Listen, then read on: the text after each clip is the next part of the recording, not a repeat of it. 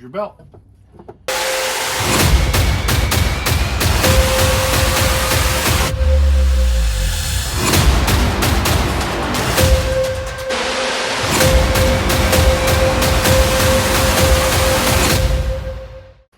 All right, we finally got our hands on the new RzR Pro R. A lot of questions about how hard it is to change the belt. We're going to go ahead and do one right now and time it. You know, if we drop a tool or drop a bolt or something like that, we will speed up the video just to save you guys some time. But we'll let you know at the end of the video exactly how long it took.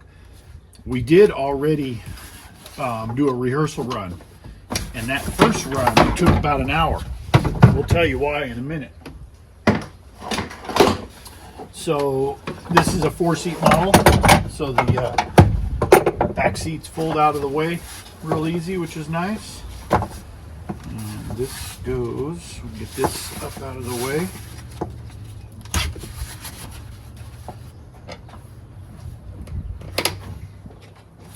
Do these little half turns.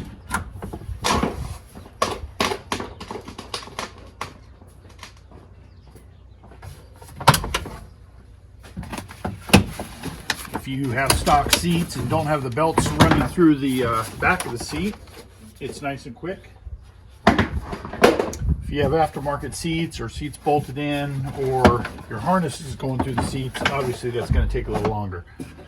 More quarter turns. Okay, this panel pops off. It's nice and light.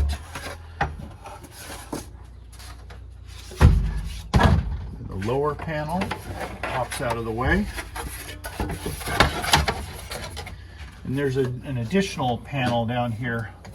This little piece goes out of the way. Okay, on our machine, there was a little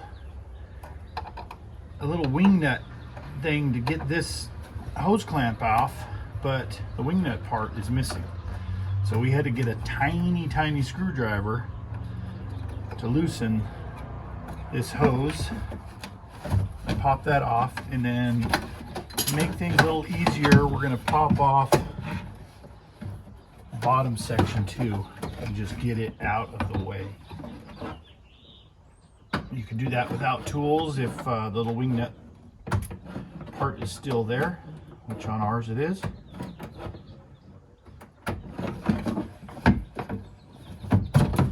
That off and put it out of the way. So as you can see, everything is pretty clear. We got a speed gun and a 10mm to get the top bolts off. One thing to note is there's nuts behind here, and they will fall out if you're not careful. We're not sure why Polaris didn't glue those in. There is a little screw back there. We'll show you in a second. We're not sure if that screw was put in backwards in assembly. We think the screw is there to hold the nut in.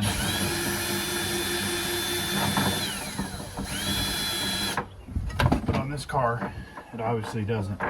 Okay, you've got more half turns here. There's one on the bottom that's really hard to get to. Yeah, we got it finally. Before we couldn't get to it with it looks like from the passenger side it's a little easier. And we're going to talk about this shield here in a second. Make sure you know about it. Okay, all of those top bolts you can get out with a ratchet, but this there's one down here next to the shield that you could get it out with a 1/4-inch drive ratchet, but we're using a gear wrench, ratcheting wrench, again 10mm.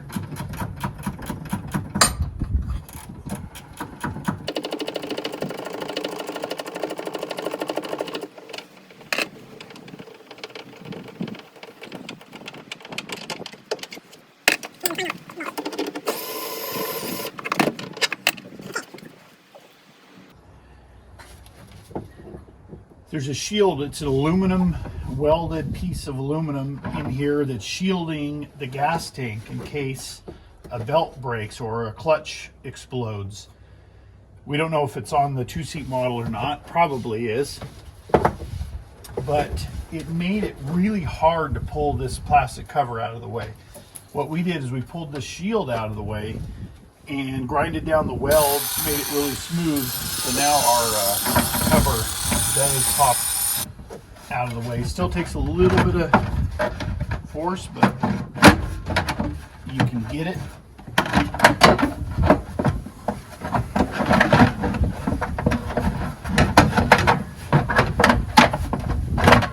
All right. You want to be careful of these half-turn deals. They could break off if you're not too careful. Our tool kit came with some spares, so in case we do break one, which is nice. All right, and again, you may have heard the tool is connected to the outer shield. It's not on the inside, which is good, but it's on the outside. Keep an eye on it. It could jiggle out over time, but it's just like the old motors, the turbo motors. You just screw it in, and it's 1/4-20 thread pitch. If you wanted to find a bolt that would go in there instead, make things quicker on the trail, you could do that. Give it about 20 turns.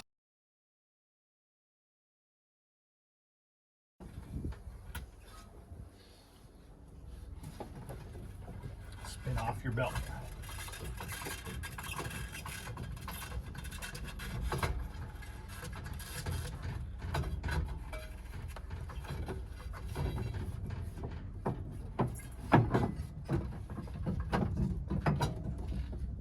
There's your belt.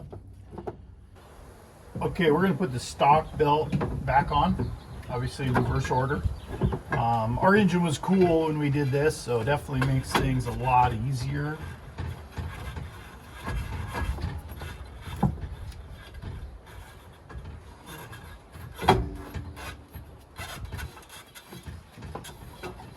Okay. Spreader tool out. Click it back in place right away. Our toolkit came with a spreader also, so that's nice. You have a backup spare. And these are those screws we were talking about. They screw in here. I'm not sure why they didn't screw in from the other side and hold those nuts in.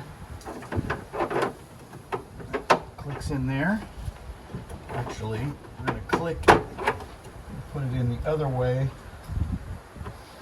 The thread sticking out because it goes in better. We also put a little gel Gorilla Glue on the bottom portion of the seal, the gasket, because it was popping out. Okay, put the plastic back in. Be careful of those half turns. If you put it in kind of straight up and down first, you can avoid getting those caught on the primary. Okay, put that in place. Let's get one of those on. Put a nut and bolt in that one.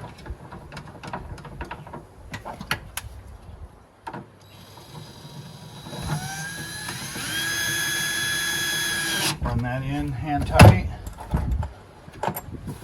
Line this up. Put your nut in. There's a nut in that one already.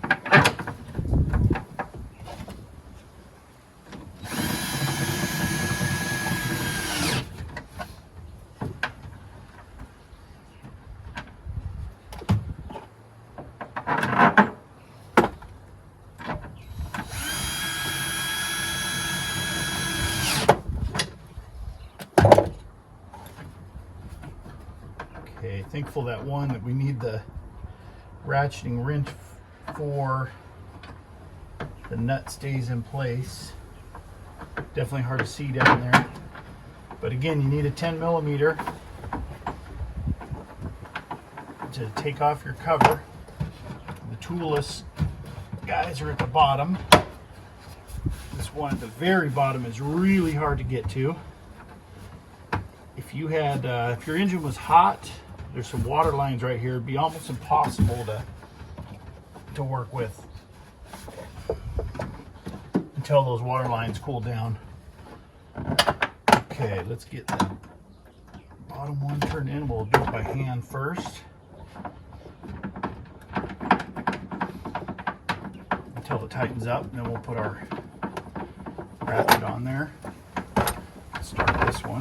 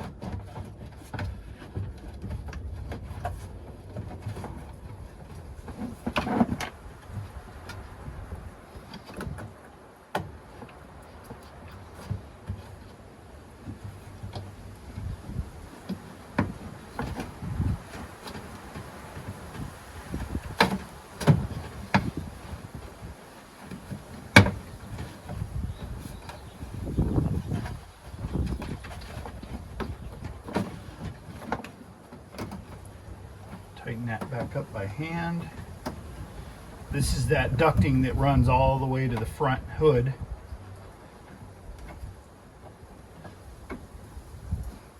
The exhaust is over here on the right side. Okay, grab our small screwdriver. Get this one tightened up.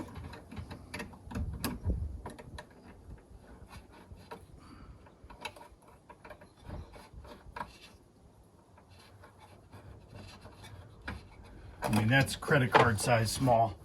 I don't think a dime would fit. All right, so move these guys back out of the way. Grab that small piece first. Lip goes up. Has a little, couple little slots to go into. And the other piece is going to rest in there. The part with the rivets, the heavier one, goes on the bottom. See these little holes they go into?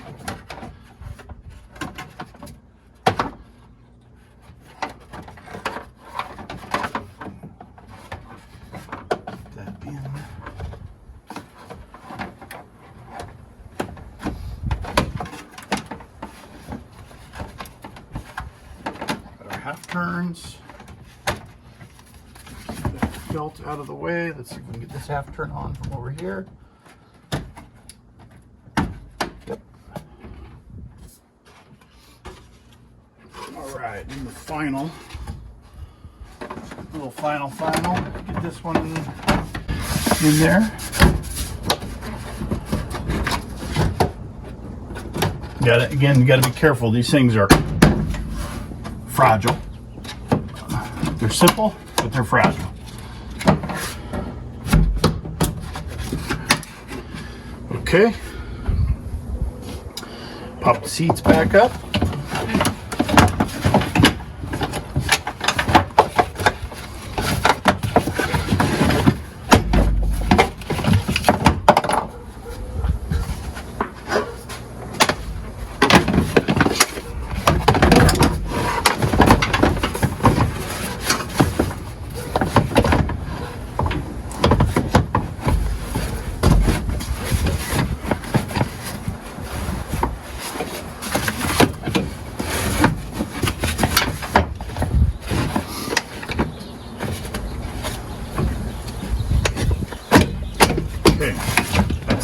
hook in.